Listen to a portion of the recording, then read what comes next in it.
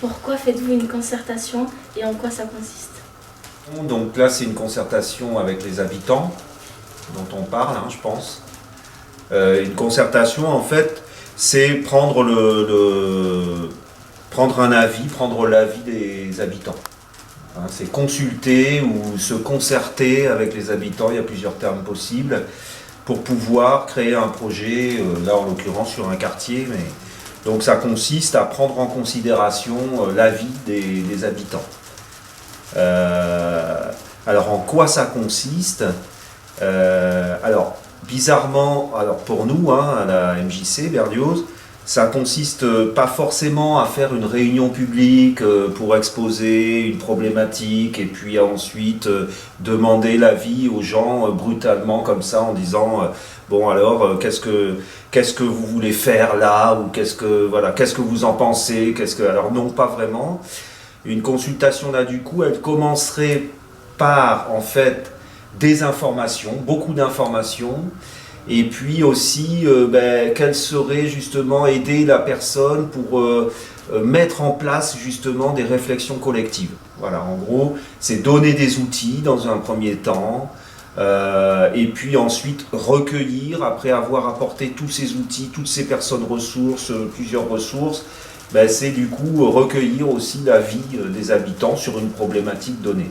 Voilà à peu près. Donc ça consiste à se voir régulièrement, avec plein de moments différents créés pour pouvoir réfléchir ensemble.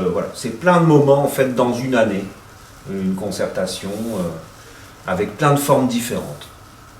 Quels sont les impacts sur le quartier? Je pense que les impacts sur le quartier, c'est en fait le fait de monter des projets d'aménagement sur un territoire en concertation avec les habitants.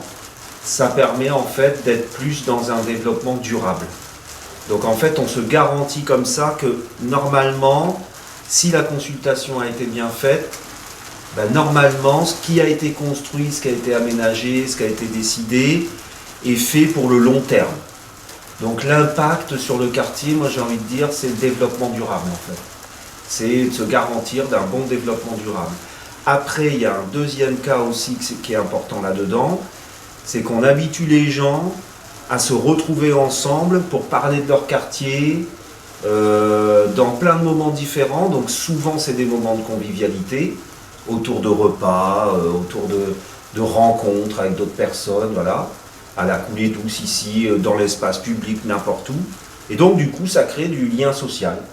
Donc les impacts, c'est cela aussi, c'est le fait qu'il y a du lien social sur le quartier. Voilà.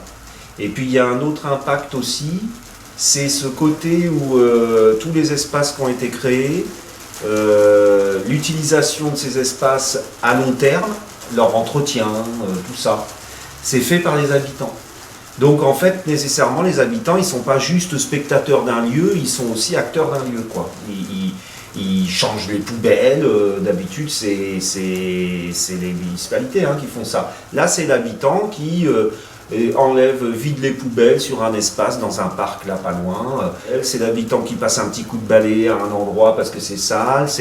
Donc en fait c'est une implication aussi des effets, c'est une implication plus forte de l'habitant sur son quartier, sur ses aménagements, donc je pense que ça apporte tout ça en fait, peut-être plein d'autres choses qu'on n'a pas encore mesurées. Est-ce que beaucoup de personnes s'impliquent sur les projets du quartier? Oui, globalement oui quand même, mais c'est quand même le fruit d'un travail, comme je disais tout à l'heure, de 20-25 ans. C'est-à-dire qu'au début, forcément c'est compliqué, c'est pas dans les habitudes, faut être clair.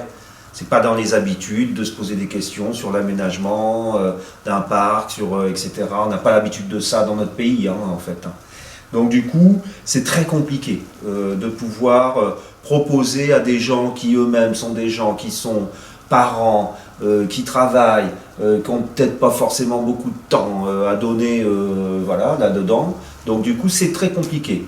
Alors après, depuis 25 ans, c'est vrai que de fil en aiguille, des fois il y a les parents, mais il y a même les enfants des parents maintenant qui viennent sur les aménagements, dans les concertations, tout ça, les implications. Et donc du coup, on peut dire qu'actuellement, on a à peu près un groupe d'une 50aine d'habitants qui sont vraiment là pratiquement tout le temps, tout le long de l'année, impliqués dans les projets de la MJC, bénévolement, à faire plein de choses. Les jardins, l'entretien, etc., etc. Donc ça, c'est quand même le fruit du tout le travail qui a été fait en 25 ans.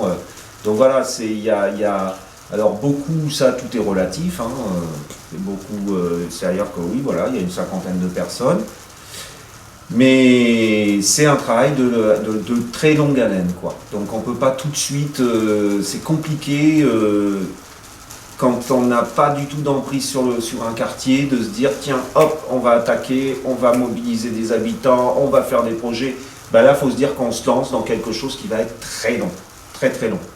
Donc il y a beaucoup d'habitants qui s'impliquent quand même, hein, sur les actions dans le quartier. Ouais.